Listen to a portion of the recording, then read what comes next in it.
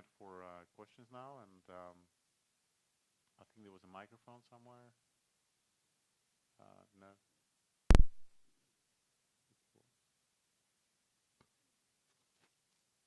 Yeah. Good evening. I can try now. Now it's working for 100 years since the print was invented. There was a Chinese wall between sales and editorial. You started with that. We love native ads. It's what we do. But isn't it just hiding the ads within the editorial without full disclosure to the viewers, to the consumers? Depends on the incentives models for the editors. So most publishers, you're right, and including Yahoo. The way the sales team is compensated and the way the editorial team is compensated basically drives Chinese wall separation. There are models existing today, and there's new forms of journalism. You follow Jeff Jarvis, he has a blog online, and he's describing new forms of journalism where the editorial force is actually responsible for the quality of the ads that can be placed on the page. And vice versa. The sales team becomes responsible for, is this something that it could meaningfully go into my existing supply? And you have incentives for them to basically be compensated for the long-term health of the marketplace. The disclosure to the user is an interesting point. It's a very, very interesting point. My particular view is that if we do a good job, it should not matter. And to give an example, if you go to maps, right, any maps, Apple Maps, Google Maps, Waze, Waze not, but Google Maps or Apple Maps, and you click on, you do a listing search, and click on the listing. Oops. In different situations, you will get different providers of the listing to occur. And that's actually, there is a relevance part of that, definitely, to make sure that you get the best listing. But there is also a monetization, optimization going on behind the scenes. And I think, the user doesn't know. The user thinks like, I'm getting the best listing, but actually you're getting the best listing because somebody paid for it. We had in search, and so does many others, shall rename anonymous, something called paid inclusion. Which means it's not a north ad, it's not an east ad. It means that in search, you, an advertiser, provide a better feed as a publisher, and there's money associated with doing that operation. And then because we have more metadata about you, you happen to come up on the ranking. Now, should the users know about this? Yeah. Are they going to change their behavior because of it? No, if the results are good. That's the theory. If we do a crappy job with the ads, then I would say, yeah, they just become like infographics have been for the last 100 years. Infomercials, sorry.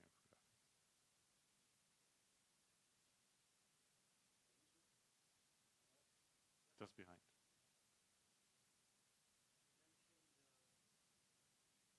You mentioned happy users. What do you use to model a happy user, other than returning users? Is there anything else that you can use to Yeah. to figure that out? So there are, so a bit of history here. So yeah, you're absolutely right. Our long-term engagement metric is, so we acquire users, we retain users, and we want users to come back, right? We used to optimize for clicks. And at some point, we realized that in a 1 month period, if my objective function would switch from clicks to dwell time on the page that I was led to, I would increase my click-through rate higher than it would have optimized for clicks. So it's the promise that it's a trailing indicator, but actually it's a very interesting that optimizing for dwell time drives more clicks than optimizing for clicks themselves. And then there are a number of measures associated with dwell time, like bounce rate, and the combination of dwell time and bounce rate are very effective. But I think we have a couple of papers. One of them has just been submitted to the next W3C conference, which basically talks about 4 levels of engagement. Did I go to the page and spend, it's not just a quick bounce, like, more than 5 seconds. Then the next level is, did I read half the page? The next one is, did I read the complete page? And the fourth one is, did I comment on the page? So that's yet another taxonomy that we're starting to use as a model. There are more like conversion that I talked about. So we bought a company called Lexity. Lexity was basically a front end and an analytics platform for merchants, e-tailers. And one of the things that it did is basically was analyzing the dwell time after the search query referral going into the site. We could model the dwell time. We would know what people buy. And then you can correlate conversions with dwell time and actually really neatly together. What that allows you is, because the problem with conversions is that it takes a while to start getting that data. So what we can now do by observing dwell time pretty much in real time is to start going back as an SEM and start going back and changing our bits and our keywords to adjust for the curves that we're seeing evolve. So yet another technique, right, which is conversions correlated with dwell time. There are a few more in that, right? I mean, we're still exploring about good things, for example, about pre-click. What are good indicators of pre-click experience? Obviously, the click is the best one. Actually, it's interesting when I tell people, it's like the click is the best proxy for pre-click. Like, it doesn't make any sense. Like, actually, it does. Think about it for a minute. But there are other things that are actually meaningful and that are softer. And one of the things we were debating earlier, it's a very interesting one where we have ads that generally our users love. They click on them. They spend a lot of time on them. They don't bounce back. But subjectively, as a perception,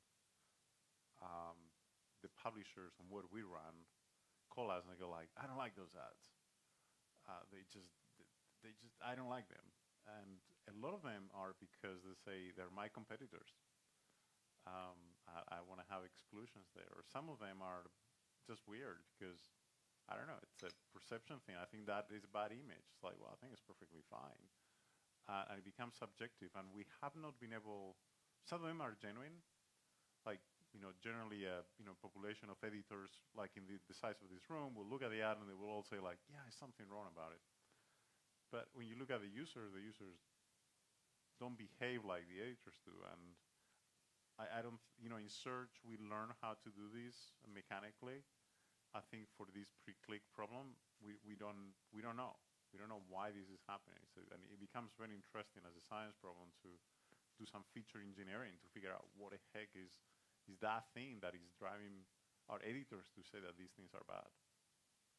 And the publishers, right, which eventually are your customers too.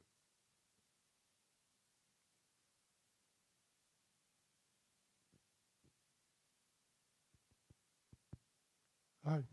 So you mentioned that you don't see native and RTB going together. Can you comment?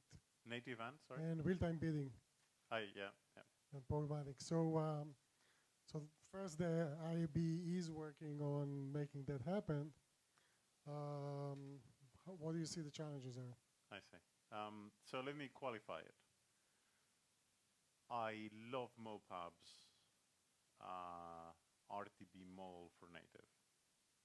I think there are two models. So let me say first what I don't like and then what I like. I don't like the RTB model where the decision about what is shown to the user is done after you have won the auction.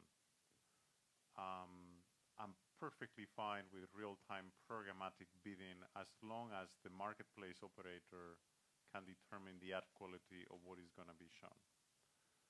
And there are really two techniques that are going on right now. One is pre-registering the creatives.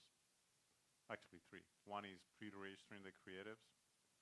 The second one is Mopub's approach, which is part of the bid response comes with information about a creative.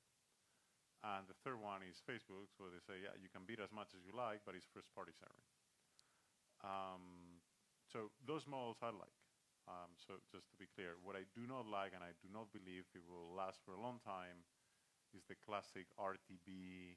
You have your targeting mechanisms, whichever they are, you buy your audience, which is completely disconnected with the publisher objectives because the operator has no ability to match them. And I think, for an OpenX, when a bunch of things need to happen to evolve the RTB standards to get there, because otherwise, generally, I think a lot of the DSPs that are currently in the marketplace, or even exchanges like AppNexus, I think they will struggle to continue to exist. Agree. So join the force to make it a standard. Target September next year.